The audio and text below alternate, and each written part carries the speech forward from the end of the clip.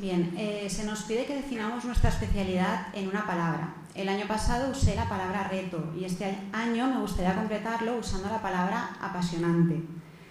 ¿Y por qué? Pues porque la neurocirugía es una especialidad en la que de forma continua se nos van presentando casos complejos, pacientes con patologías graves y a veces pacientes con mal pronóstico, ¿no? Y todo nuestro esfuerzo pues va a ir encaminado siempre a intentar buscar la mejor forma de ayudar a ese paciente, ¿no? Cuál es el mejor abordaje, el mejor tratamiento que le podemos ofrecer, ¿no? Y teniendo siempre en cuenta la calidad de vida del paciente. Entonces, todo esto hace que los casos que se nos presenten nos supongan la mayoría de las veces un reto continuo, ¿no? Esto la convierte en una especialidad muy dinámica y muy estimulante. Y la verdad es que ahora que ya llevo 3 años aquí, puedo decir que es una especialidad que cuanto más se conoce, cuanto más se vive, más atractiva resulta. Y me siento muy afortunada de poder trabajar en ella. Los puntos positivos que me gustaría destacar, el primero de todos son las cirugías, ¿no? Todos los que hacemos esto lo hacemos porque nos gusta el tipo de cirugía que se hace, que es una cirugía muy fina, muy precisa y que exige muchísima concentración. Y además no solamente es el aspecto técnico, sino también poder ver los resultados, ¿no? Tratamos, como ya he comentado, pacientes graves y a veces pues, vemos, ¿no? O sea, tenemos resultados muy gratificantes. Es muy bonito poder ver cómo después de una cirugía en la que se han invertido muchísimas horas y muchísimo esfuerzo, el paciente se ha logrado curar o se logra aumentar su esperanza de vida con muy buen estado funcional, ¿no? Entonces, cuando empecéis a trabajar como médicos, ya lo veréis, la sensación de gratitud es algo impagable, la sensación de poder ayudar a alguien. Es una cirugía, es una especialidad, a mi parecer, que es muy completa. El otro día un compañero vuestro me preguntaba si por hacer esta especialidad iba a dejar de lado la parte clínica. La respuesta es no. Para nosotros es muy importante cómo está el paciente, ¿no? Es decir, a veces la parte clínica, cómo se encuentra, es lo que nos lleva a decidir si se opera o no se opera. Y tenemos que revalorar al paciente las veces que sea necesario, ¿vale? Además, llevamos los pacientes de la planta, que no solamente tienen complicaciones posoperatorias, sino que también pueden tener cualquier otro tipo de problema de un paciente hospitalizado, ¿no? Y sí que es verdad que muchas veces necesitamos la ayuda del internista o del cardiólogo o del neumólogo de guardia, pero nunca dejamos de ser médicos. Es una especialidad muy amplia, luego la iremos desgranando un poquito más. Y me gustaría decir también que es una especialidad en la que se toman, sobre todo durante las guardias, hay que tomar decisiones rápidas. Entonces, a los que os guste tener que, esta dinámica, ¿no? Tener que tomar decisiones rápidas y tener que actuar enseguida, la verdad es que os puede atraer mucho. Además, también es una especialidad en la que hay que saber trabajar en equipo. Para el manejo de los pacientes nos relacionamos con muchos especialistas, nos relacionamos con oncólogos, con neurólogos, con otorrinos, ¿no? Y también, por supuesto, las cirugías son un trabajo de muchas personas, es una labor de equipo.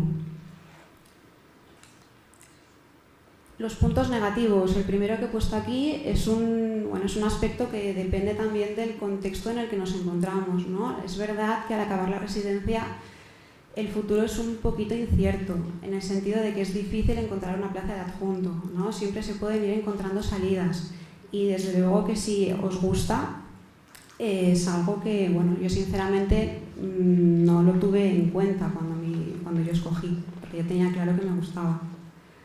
La curva de aprendizaje es larga. Esto significa que vamos a tener que estar muchas horas en quirófano y vamos a tener que ver a muchos pacientes para poder aprender.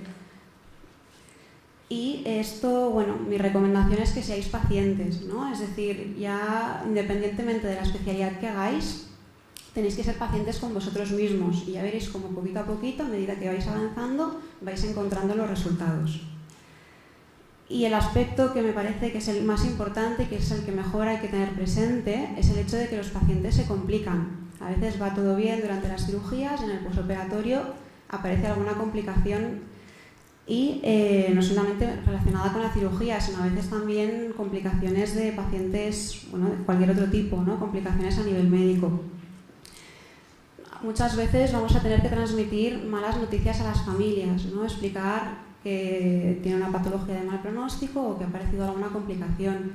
Y estas son situaciones difíciles, ¿no? Poquito a poquito se va aprendiendo a informar, se va aprendiendo a llevar estas situaciones, pero hay que saberlo.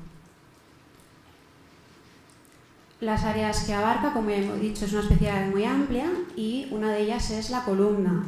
Según el hospital veréis que es una patología que se comparte con traumatología y puede incluir tratamiento de hernias, de fracturas, de mielopatías, de tumores.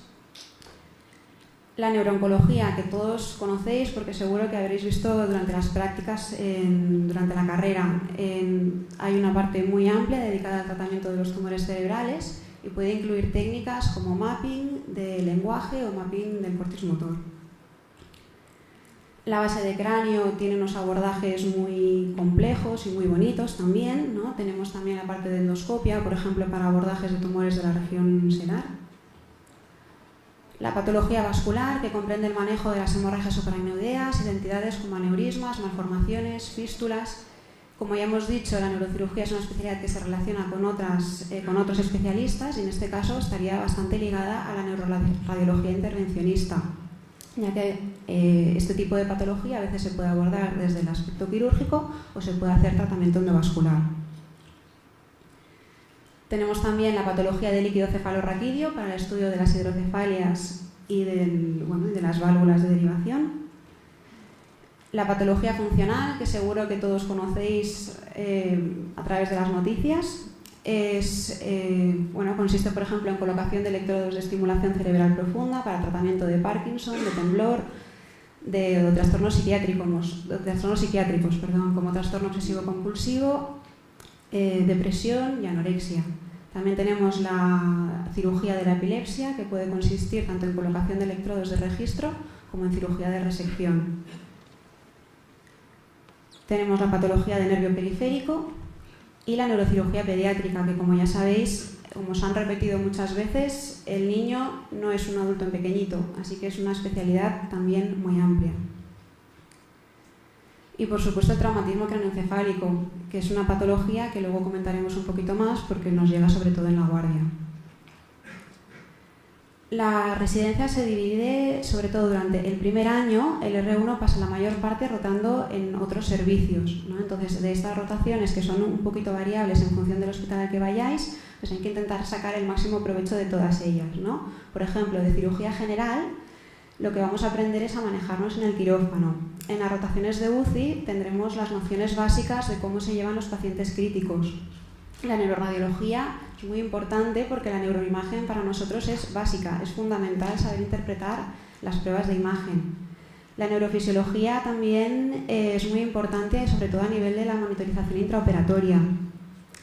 Los compañeros de neurología nos enseñarán las bases de una buena exploración y después hay otras rotaciones que ya son más variables en función del hospital. A partir de segundo año de residencia es cuando ya estamos siempre entre planta, quirófano y las urgencias. Y el R mayor, dependiendo del hospital, tiene un día de semana la consulta y la posibilidad de hacer una rotación externa, que también es muy interesante. Las guardias son variables, es decir, muchas veces el volumen de trabajo que llega a la guardia va en relación al volumen del hospital.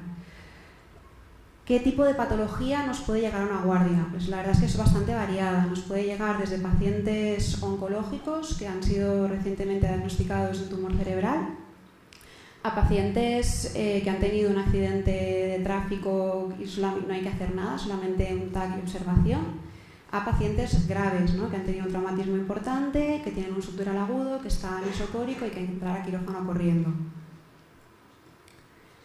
Hay veces que las guardias pueden ser dentro del mismo hospital, pueden ser bastante relajadas, y hay otras veces pues, que habrá que entrar a quirófano a las 3 de la mañana. ¿Qué preguntas son básicas para escoger un hospital? Bueno, teniendo en cuenta que se trata de una especialidad quirúrgica, es muy importante la parte técnica, el poder hacer manos. Así que tenéis que preguntar cuál es el número de quirófanos a la semana y cuántos residentes hay para haceros una idea de cuánto vais a poder bajar a quirófano. Es importante también preguntar qué abarca y qué no abarca, ¿no? Y si ofrece la posibilidad de hacer una rotación externa. Y después también es interesante preguntar sobre si os ofrecerán la posibilidad de poder hacer investigación, las publicaciones que se hacen y la opción de ir a cursos y a congresos.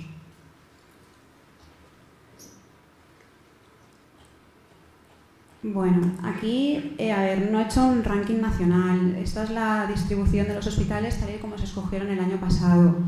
Considero que para hacer, que lo mejor es que hagáis vosotros vuestro propio ranking. No hay nadie mejor que los propios residentes que están en un servicio y los propios adjuntos para informaros de cómo es el servicio, ¿no? Entonces, id vosotros, preguntad y formaros vuestra propia opinión. Yo sí que os puedo hablar muy bien de Belviche, ¿no? Es un hospital muy grande en el que se opera mucho y la verdad es que estamos muy contentos con la formación que recibimos. Hay más hospitales en Barcelona que este año ofertan plaza, que son todos muy buenos, y mi recomendación es que vayáis personalmente y preguntéis todo lo que sea necesario. Y bueno, muchas gracias y de nuevo enhorabuena. Y pensad que ya queda nada para poder empezar a trabajar de médicos, que es para lo que os habéis estado formando durante todos estos años. Mucha suerte.